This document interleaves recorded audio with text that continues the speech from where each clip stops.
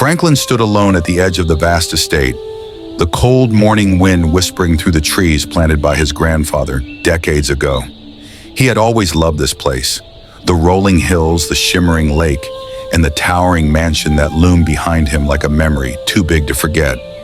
Now it felt like a battlefield. His father, Edison Franklin, was a titan of business. Owning everything from tech firms to farmland, Edison had built an empire from nothing. But where others saw brilliance, Franklin saw a man hardened by power, a man who favored one son more than the other. David, the elder brother, had always been the crown prince. Franklin was younger, quieter, more thoughtful.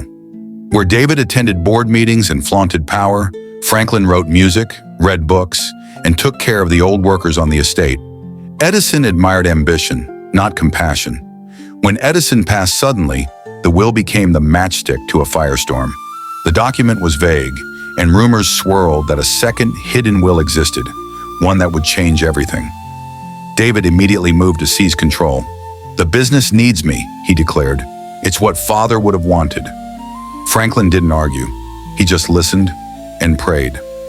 That night, Franklin locked himself in the estate's chapel. He knelt before the worn altar where his mother once sang hymns. With tears falling onto the stone floor, he whispered, "God, I don't need the money. I just want the truth. Show me the way." And in the silence, something changed. Franklin awoke in the chapel just as the morning sun broke through the stained glass windows. He had fallen asleep on the floor, the candle beside him long extinguished. But he felt different, clearer. As he stood up, something urged him to walk through the west corridor of the estate, a part of the mansion that had been locked for years. He remembered his father's voice echoing through his memory. "Everything important has a place, and not everything belongs in the open." He followed the urge. Dust coated the hallway like snow. The paintings here were different. Portraits of family members who had disappeared from family stories, faces erased by time. At the very end was a door with a rusted brass handle. Franklin turned it, and to his surprise, it opened.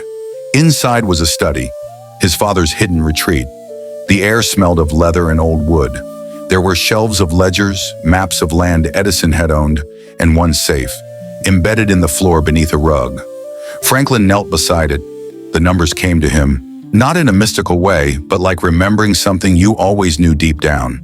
2-1-7-9, his father's birthday. Click. Inside were two things: a thick envelope with the word Franklin written on it in neat handwriting, and a small hand-bound book titled Legacy for Those Who Seek It. He opened the envelope first. It was a letter from Edison. "My son, if you're reading this, then you were the one who truly saw it. I built an empire, but I never learned how to love it. David inherited my hunger. You inherited my heart. The will you've seen isn't the full truth. This book will guide you to it, if you dare to follow." Franklin's hands trembled. He slipped the letter into his jacket.